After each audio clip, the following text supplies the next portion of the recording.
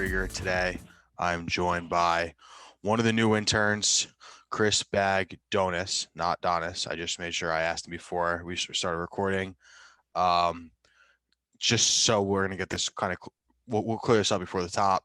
Chris and I both in New York, New Jersey area. We're on like severe thunderstorm warning. So internet's kind of been going in and out, a little bit shaky. Whether it's me, Chris, we'll kind of just figure it out. But Chris, how you doing? Adam, thank you so much for having me on. I really appreciate being here. I'm doing good. Really happy to my start to life here at Vendetta, and I'm really happy. Great past couple of months. Yeah. So uh, you don't really know me, and I'll kind of go over this in the start. But like you, I came in as an intern. I started in the spring semester, and you and I are kind of similar in the fact where we just kind of just came here and started going. And you've been getting a lot of post up. You've been doing your thing. You've been active. So it's all good signs for interns. But before you even like got to this point, how'd you get here? How'd you decide you want to be in the sports media world? Like, tell us a little bit about yourself. So right now, I just finished my second year at Manhattan College, and I originally came to school as a political science major. I had this huge idea thinking I would like go to law school and get all this stuff done, and then I realized pretty quickly that it was not for me. And then I figured, I know a lot about sports. I'm a huge fan of like a bunch of New York teams, and I switched to a communications major. And one of the concentrations my school offers is in sports media production, and that's really where I started to think about a career in sports. And I was just looking for an internship over the summer, and I was on Chegg, and I saw Vendetta was one of the first to show up, and I really liked what the message was and what Trey and everyone was putting together, and I applied, and thankfully I was accepted, and I'm here today as a content creating intern, and I'm really having a blast, a really great time. So, what are your like? What do you see yourself primarily writing about? Is there like what about you, or like what opinion? Like, what are your main like go tos that you would want to write about, cover that type of stuff? I think like especially once the NHL season ends, I'll be writing a lot about the Islanders. It's like my main team out of all of them. I think it's Islanders one and then Knicks two. Since the Knicks have gotten a lot better recently, I'll definitely be writing about. I already wrote an article about their off season and what kind of names I think they should go after. But those are probably my top two, definitely the Islanders and the Knicks. And then the And Yankees come a yeah, distant third. Yankees and Giants. I mean, actually, the Giants are pretty close to third because my roommate at school is the biggest Giants fan I've ever met. And, we're always talking about the NFL in general and the Giants and what we agree and disagree with. And then the Yankees also. My dad's a huge Yankees fan, so we really connect over that. And the MLB, I've been trying to give more attention to because I have focused a lot on the NBA and NHL recently. Yeah, the Yankees fucking suck. Sorry. Yeah, I'm a Mets fan. I don't blame you, dude. We literally Um, fall on the opposite end of pretty much every spectrum. I'm a Mets Jets guy. Um, yeah, you're a Giants Yankees. yeah, Giants, Obviously. Yankees. Yeah, it's unfortunate. But it's a good to agree to disagree. I have no problem with that. Especially in New York specifically, the dynamic between all the fans Oh yeah, is something you kind of nothing like it. I can't That's really what I do too love about much. New York sports. Definitely. Yeah. Um. So, in case any of the listeners aren't really sure what's going on in Vendetta the last few weeks, Trey and the company created their first ever Vendetta Survivor. The idea of Survivor was if Trey, our boss, CEO, whatever you want to call him, outpost the entire group of, I think he said it was 54 WordPress accounts or 55. You include Chad. Chad didn't want to be included, so for Chad's sake, I'll leave him out. 54, whatever. Um, if he outposts the entire group, the people that did do a post outside of him get one vote to fire someone. It's not very common culture where you get to see like a public Yeah, execution's probably a little harsh, but it's pretty much what it was. I mean, we had a exactly. firing, we had a vote, there was a group deliberation, and for a reason. So when you first heard that idea, were you scared? How'd you feel about it? Were you nervous about like what the fuck did I walk into here, or were you kind of just okay with it? I was a little nervous to be honest because Trey, has given me some shit about whatever, like stuff with SEO. Because I thought I was on Trey's bad side, but the more I've thought about it, I do agree with that, his sentiment behind it, that there are people who work hard at Vendetta, people who want to get as much as they can out of it, and then there are the leeches, the people who try to just hang on like Adam Ramirez, the lucky winner of Survivor, and not really contribute at all, and they really shouldn't have a place here if they do that. Yeah, and there are definitely more people that are probably closer to the Ramirez than there are the Jacksons and the Alex Chicks and the Carls, but there, yeah, I- I'm I don't know how I felt at first. So I mean, if I'm gonna edit that part out just so we can all make sure. So for those of you who don't know, I was on That's Some Cheese this week with Trey. It's his show, and we kind of just recap the entire Survivor situation and kind of how it came about.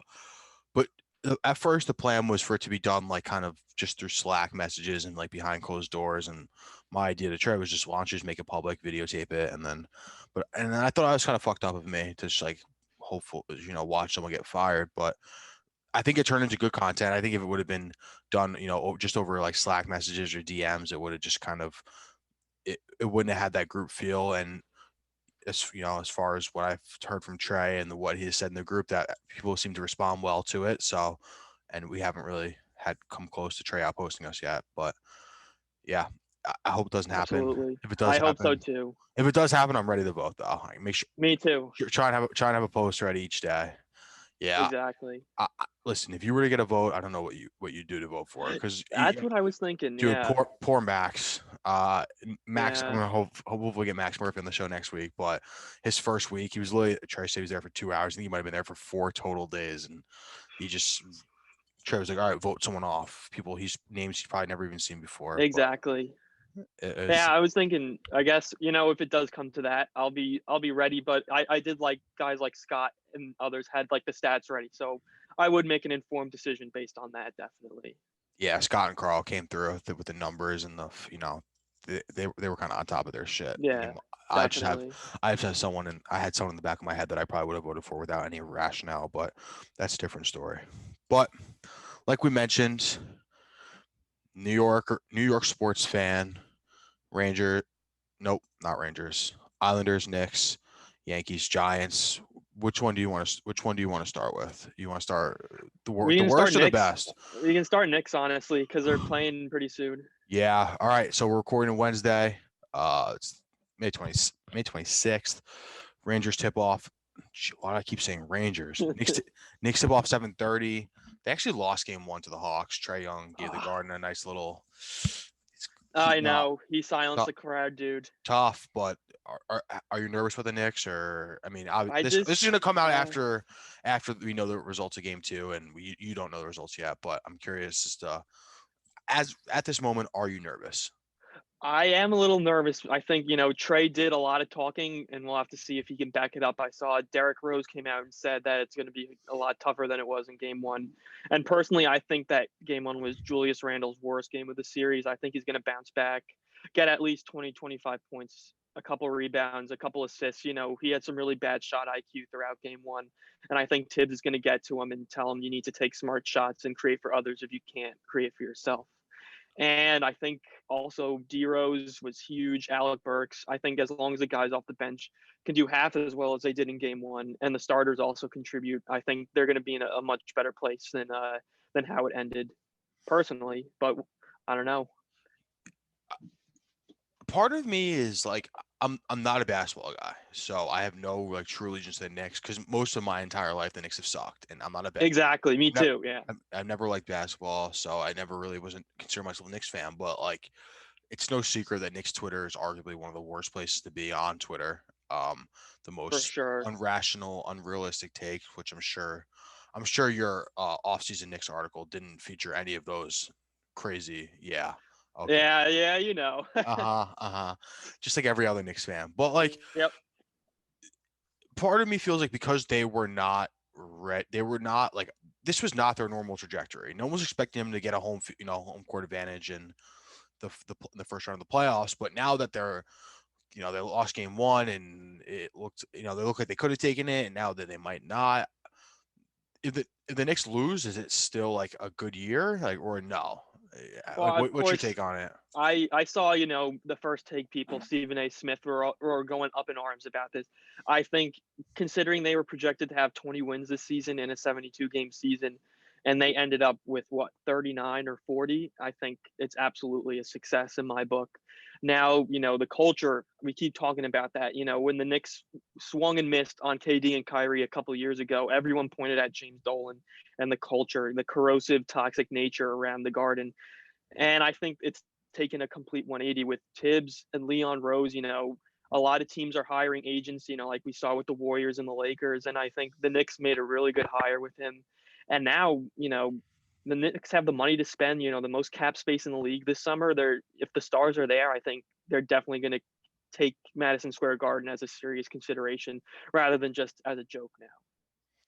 Yeah, I thought they were gonna get the Maso Urgi guy from The Toronto. Raptors, yeah. Yeah, and I guess where is he now? Is he still up there? He's still with them, but I think his contract is going to be up soon, so he might be on the move. I'm But not sure where he but would the Knicks go. aren't gonna get rid of Leon Rose for him at this rate, are they? They might get rid of Scott Perry and make him Ujiri the GM, but I'm not too sure. They might not want to break what's working. I just want to know how much James Dolan's fingertips are actually in the day-to-day operation of this team. I kind of hope he is hands off, but knowing everything I know about Dolan, and especially the way that everything went down with the Rangers, Exactly. I was thinking just to a that. few weeks ago, no one really knows how much day-to-day control Dolan has, and if he's closer to like a Jerry Jones or if he's just like just counting his checks, whatever the case may be. But eh, my thing with the Knicks is that whatever happens this year, they get bounced round one. I think it's kind of an L because if you have home court advantage, That's true. like even though you were only projected 22 wins this year, all right, you're a 40-win team, 39-win team, whatever the case may be. You earned home court, like you're better than this team for a reason. And so what I think that's an L for this year is if they lose, and then but even forward going next year, now there's no more like like if we make the playoffs, it's a success. It's Yeah, they're got not they're not surprising it's anyone got to be anymore. Easter. It's got to be Eastern Conference Finals or close to that Oh almost yeah, every single year now going forward.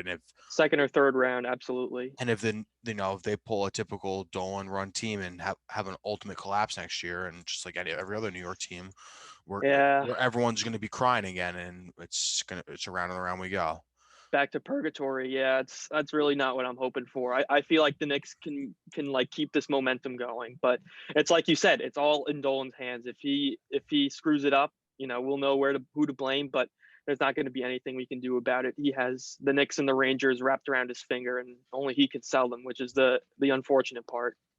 You have a hell of a night tonight, huh? You got the Islanders too. Yeah, Islanders also. I think they might Yeah, have started already, but yeah, the game. I don't know how the hell they got it done against Pittsburgh, dude. That was so crazy. what? It's 3-2 or 2-2 or 3-2. Yeah. So what 3-2. happened? The Yeah, in Islanders Game get a chance to Five. win tonight.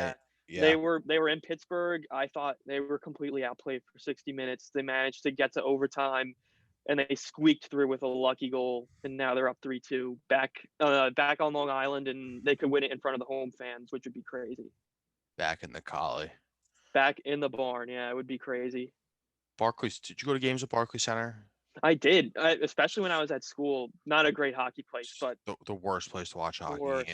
with Absolutely. the jumbotron or whatever the hell you want to And call it. that terrible, the basketball seats. It's Yeah. offset exactly. It's not even a basketball court or a hockey arena. It's just literally like a music hall that they happen to play sports in. It's It's the a way venue. Yeah, Yeah, that's the way that exactly. it's set up. Nothing against you personally, but I personally Oh all no. hate all fucking Islander fans. They're all They're pretty insufferable, I dude, especially like with the whole Tavares thing after, he got that scary injury. Like I was personally like concerned for the guy. But I saw on Twitter some Islanders fans were like, "That's what you get for leaving the island." I just don't. That is not the time or place, if you ask me. well, that's Twitter. Everyone's you're gonna Exactly. Everyone has an you're opinion. Yeah. exactly, but that's not even just an Islander thing on Twitter. Now, I will say that my personal experience with Islander fans came from Barclays. I think it was 2 years ago, 3 years ago, maybe 20, whatever year that the Hurricanes swept them to make Oh the East. yeah, It was 3 years ago I remember now. that. Last year bubble, year before. All right, it's 2 years ago, and 2019. yeah. So I'm a Canes fan. I was in Barclays cheering. and some dude took my glasses straight off my face and threw him over his shoulder, and I had a full blown like scrap right behind the goal. If you go back and watch the game, I don't even know if it's still available like to find, but you could Yeah. see everyone behind the Islanders goalie. No one's watching the game. Everyone's just turned around and they're all staring at something in the. You can't really see it on screen, but I love New Yorkers and I love Long Island people because a lot of my friends are Long Island. But just for some reason, as soon as it's Islander hockey, like that comes on, everything like all morality just goes out It the all just it goes out the window, dude. yeah. They are pretty, yeah, there are some serious scumbags. But looking at the next few weeks or so for the Islanders, I don't want to assume they win tonight in Pittsburgh because it's a tough assumption to beat Crosby. However, what is who's going to come out of it's the East, right? Not Yeah, it's the the East Division. who's going to be the East representative? I mean, I do think it's going to be the Bruins.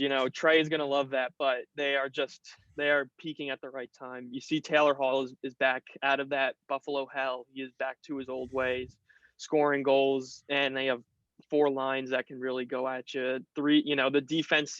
I was thinking when Chara left last year, they would be in trouble, and Torrey Krug too, but they have, really gelled together.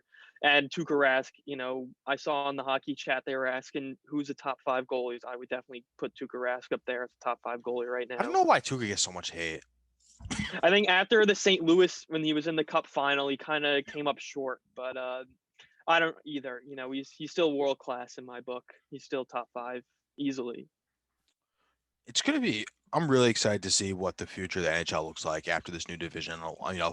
Fights were up 40% this year, which is whether they're trying to phase it out or phase it not. It's Exactly. back in the game this year, It's and back I would love to like kind of get a player's take on it and see how they feel about for the sure. win the division stuff because I'm sure it probably doesn't have that big of an impact as much as everyone thinks until we're getting to our final four because then you're seeing these teams for the first time all year and that's kind of ridiculous.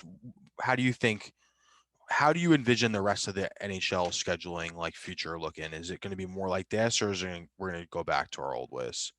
I think I honestly think if they should kind of keep it like this in a way, but obviously there's going to be the Eastern and Western Conference is a huge thing. Like having 16 teams or the 32 rather, with the Seattle Kraken coming in next year, that'll be really interesting too. But I really need to think about that more because I feel like there's pros and cons for keeping the old format, but we've seen with the new divisions, I think it's a really interesting, having the same teams play each other all the time.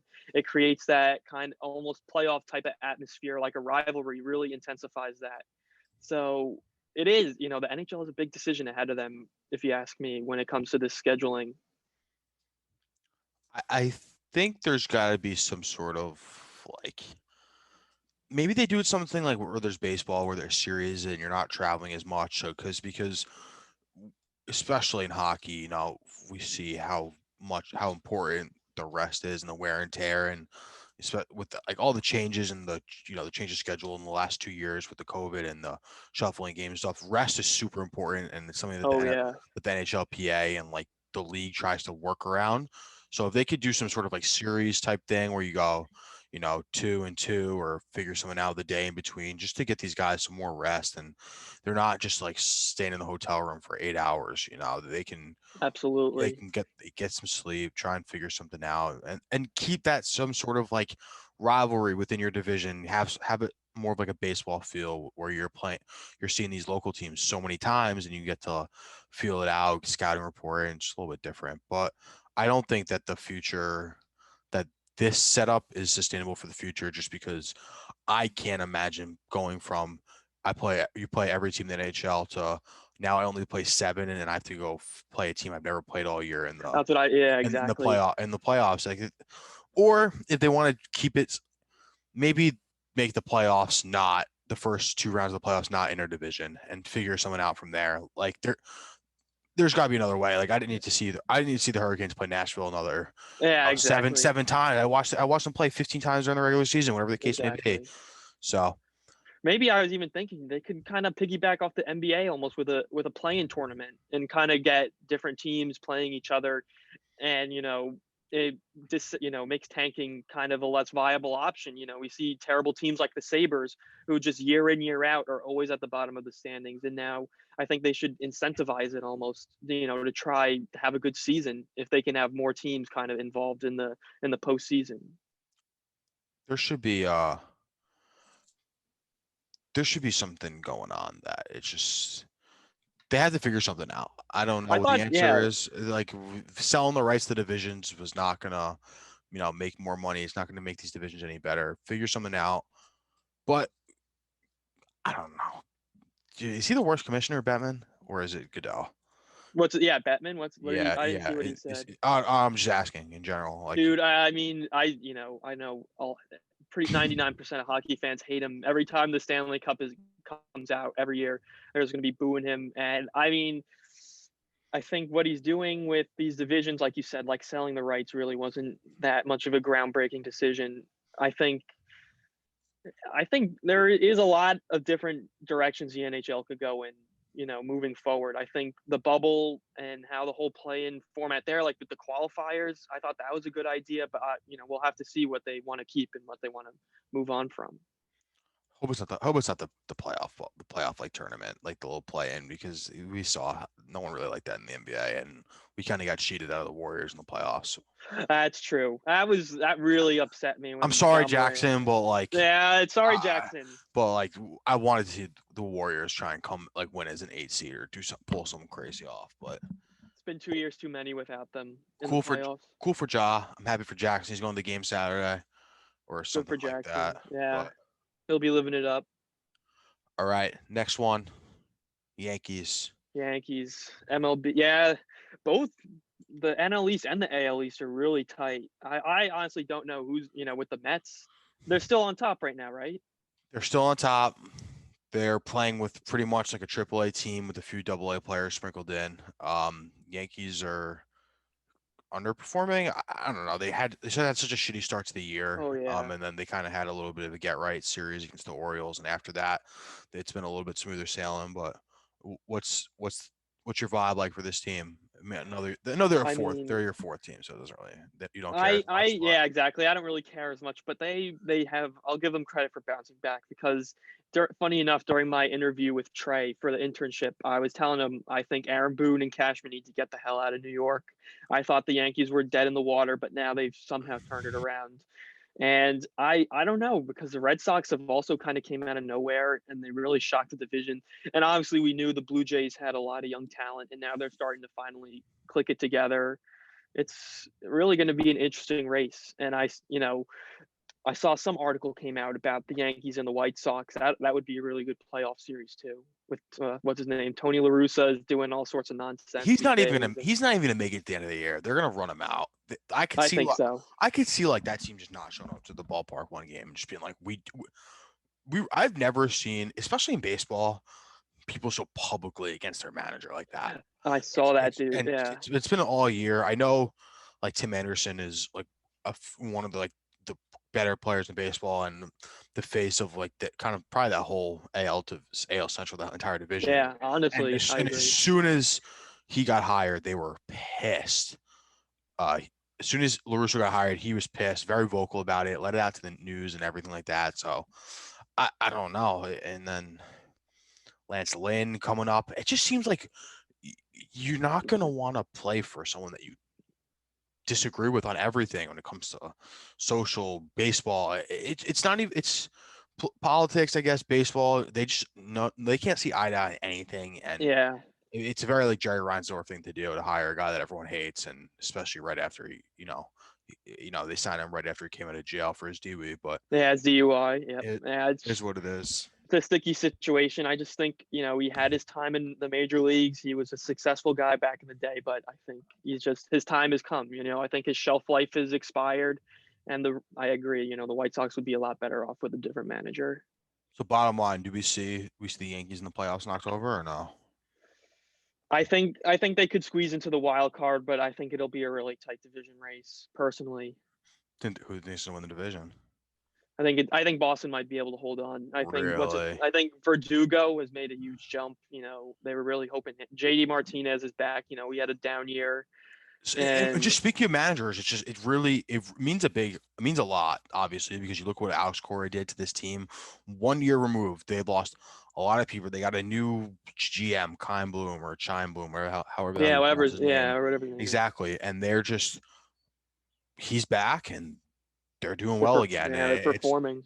It's like, well, maybe managers do have it. I'm kind of one of those people where I don't think managers do much nowadays, except they're just, the rah-rah guys. And whenever a pitcher gets tossed, they go out Yeah, there. yell at the umps. Like Yeah, Aaron Boone notoriously does not do anything. He gets everything fed to him on a phone, and he just goes out there and says his guys he'll are let fucking the savages or pitching whatever. coaches. Yeah, Exactly, exactly. exactly. He'll Like, have some quotes. right, Yeah, right. He's a rah-rah guy. He's not a baseball guy, because baseball decisions are made, from a box in New York somewhere, no matter who's playing. It's, you got your exactly. executives and your scouts, your analytics, and do all that shit. But I don't know. I think Boone's window is closing though if they don't win.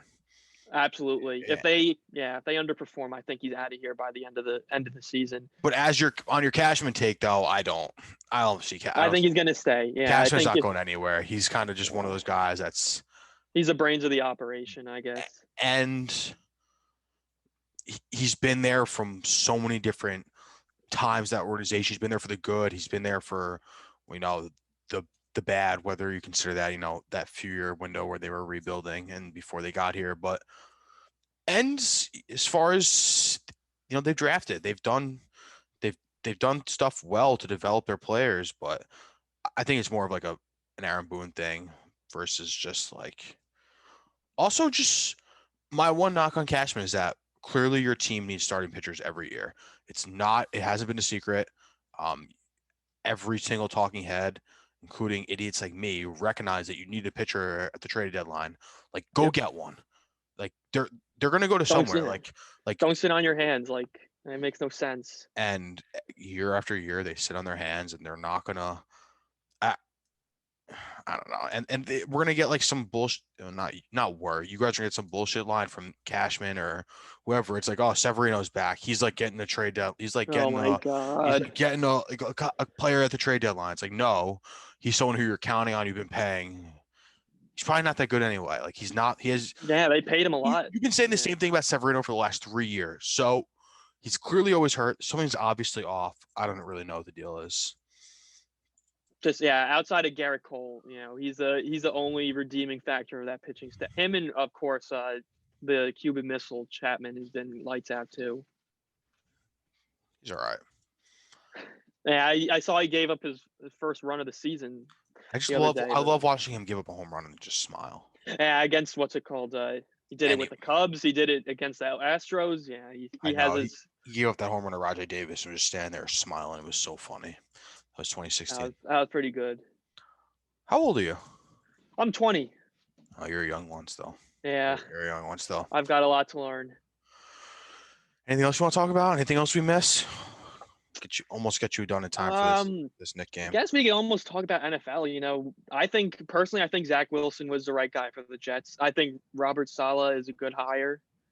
He kind of in the same ilk as Joe Judge almost. He wants to put boots on the ground. He wants to work hard.